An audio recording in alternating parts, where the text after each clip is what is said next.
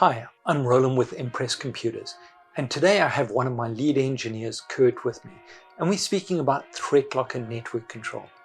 We already secure your environment with a zero trust program called ThreatLocker, and ThreatLocker prevents unwanted programs from running on your environment, as well as ring fencing to prevent those known good programs from doing anything that they shouldn't be.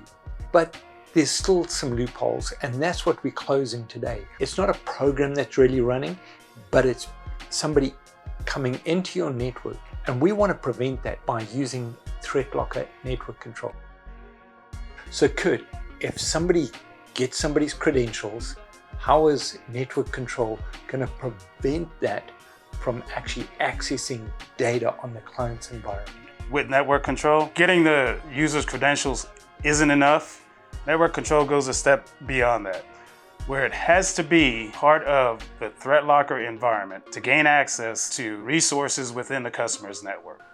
If it's not on that approved list, it won't get access. So it's just one extra layer that we're using to protect your environment, to make sure that the bad guys never get access to your data.